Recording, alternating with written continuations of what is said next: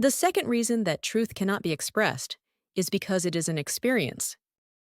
No experience can be communicated, leave truth aside. If you have never known love, when somebody says something about love, you will hear the word, but you will miss the meaning. The word is in the dictionary, even if you don't understand. You can look in the dictionary and you will know what it means. But the meaning is in you. Meaning comes through experience. If you have loved someone, then you know the meaning of the word love. The literal meaning is in the dictionary, in the language, in the grammar. But the experiential meaning, the existential meaning, is in you. If you have known the experience, immediately. The word love is no longer empty, it contains something.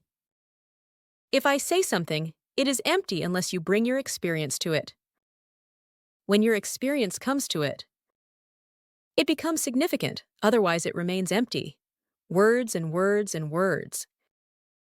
How can truth be expressed when you have not experienced it? Even in ordinary life, an unexperienced thing cannot be told. Only words will be conveyed. The container will reach you, but the content will be lost. An empty word will travel toward you, you will hear it, and you will think you understand it. Because you know the literal meaning of it, but you will miss. The real authentic meaning comes through existential experience. You have to know it, there is no other way. There is no shortcut. Truth cannot be transferred. You cannot steal it, you cannot borrow it. You cannot purchase it, you cannot rob it, you cannot beg it. There is no way. Unless you have it, you cannot have it. So what can be done? The only way, and I emphasize it, the only way is to live with someone who has attained to the experience. Just being in the presence of someone who has attained to the experience. Something mysterious will be transferred to you. Not by words, it is a jump of energy. Just as a flame can jump from a lit lamp to an unlit lamp. You bring the unlit lamp closer to the lit lamp, and the flame can jump. The same thing happens between a master and a disciple. A transmission beyond scriptures. A transmission of energy, not of message. Transmission of life, not of words. The Tao that can be told of is not the absolute Tao. Remember this condition. Now enter the sutras. When the people of the earth all know beauty as beauty, there arises the recognition of ugliness. When the people of the earth all know the good as good, there arises the recognition of evil. Lao Tzu is the absolute anarchist. He says the moment you start thinking of order, disorder arises. The moment you think of God, the devil is already present. Because thinking can only be of the opposites, thinking can be only of the duality. Thinking has a deep dichotomy in it. Thinking is schizophrenic, it is a split phenomenon. That's why there is so much insistence on attaining to a non-thinking state. Because only then will you be one. Otherwise, you will remain two, divided, split, schizophrenic. In the West, schizophrenia has become by and by more and more common. Because all the Western religions are deep down schizophrenic, they divide. They say God is good. Then where to put all the evil? God is simply good. And he cannot be bad, and there is much that is bad in life. Where to put that badness? So a devil is created. The moment you create a God, you immediately create a devil.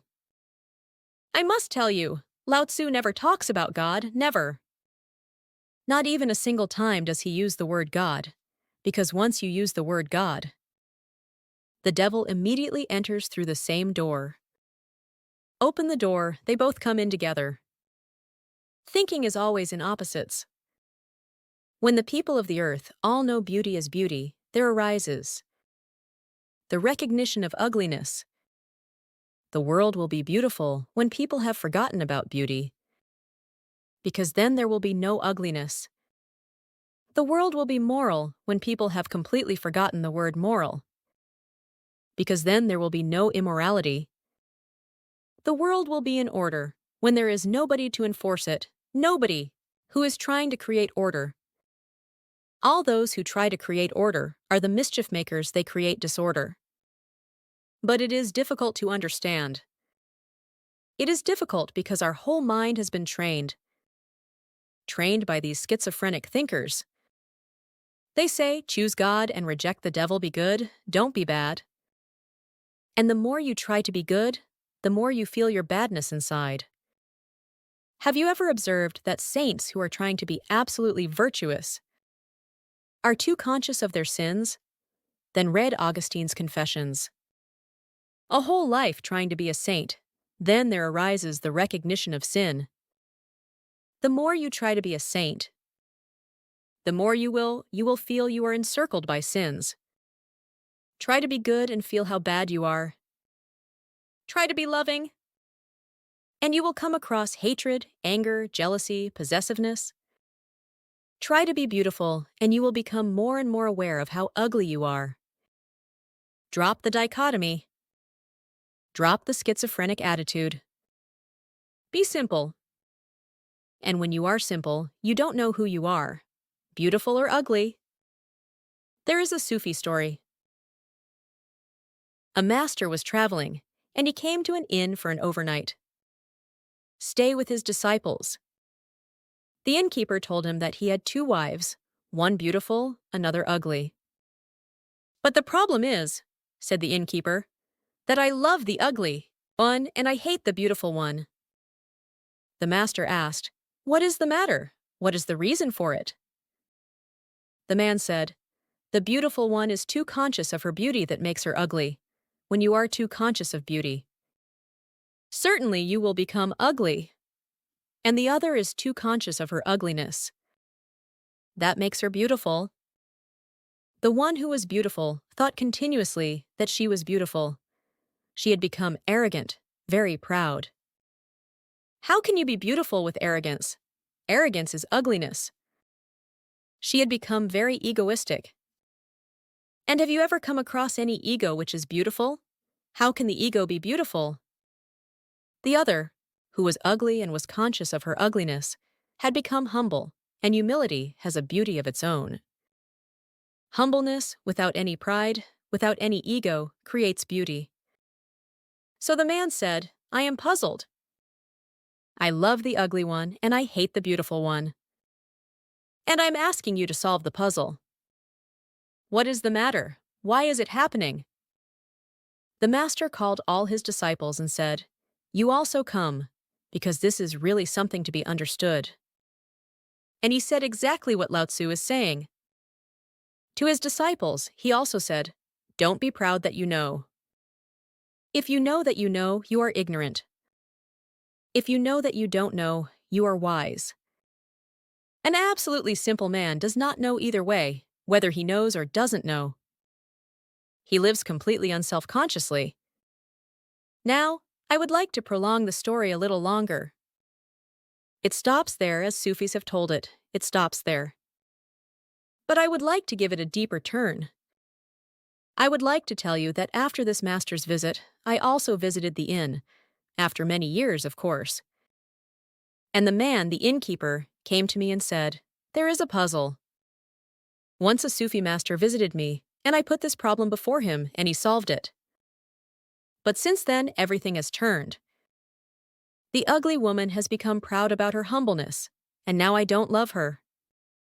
Not only is her body ugly, now her being, her whole being, has become ugly. And the beautiful woman, knowing that the consciousness that she is beautiful was destroying her beauty, has dropped that consciousness. Now I love her. Not only is her body beautiful, her being has become beautiful. So he said to me, now tell me what the matter is. But I told him, please keep quiet. If I say something, then again, the story will take a turn. Keep quiet. Self-consciousness is the disease, in fact. To be unself-conscious is to become realized. That's what enlightenment is all about, to be unself-conscious. But between the dichotomy, between the two, between the dilemma, How can you be unself-conscious? You choose to be beautiful, and ugliness becomes your shadow. You choose to be religious, and irreligiousness becomes your shadow. You choose to be a saint, and sin becomes your shadow. Choose, and you will be in difficulty, because the very choice has divided life. Don't choose, be choiceless. Let life flow. Sometimes it looks like God, sometimes it looks like the devil. Both are beautiful. Don't choose. Don't try to be a saint, otherwise your saintliness will not be real. Saintliness, a pride in it, will make everything ugly. So I say that many times sinners have reached the divine, and saints have missed. Because sinners are always humble, thinking themselves sinners, they cannot claim. I will tell you another story. Once it happened, a saint knocked at the doors of heaven, and at the same time, just by his side, a sinner knocked too. And the saint knew the sinner very well. He had lived in his neighborhood, in the same town, and they had died on the same day. The doors opened. The gatekeeper, St. Peter, didn't give even a look at the saint. He welcomed the sinner. The saint was offended. This was not expected, that a sinner should be welcomed. He asked St. Peter, "What is the matter? You offend me. You insult me. Why am I not received when the sinner has been received with such welcome?" St. Peter said, "That's why. You expect." He does not expect. He simply feels grateful that he has come to heaven. You feel that you have earned it. He feels the grace of God you think it is because of your efforts that you have achieved it. It is an achievement to you, and all achievements are of the ego. He is humble. He cannot believe that he has come to heaven. It is possible that a sinner can reach and a saint can miss. If the saint is too filled with his saintliness, he will miss.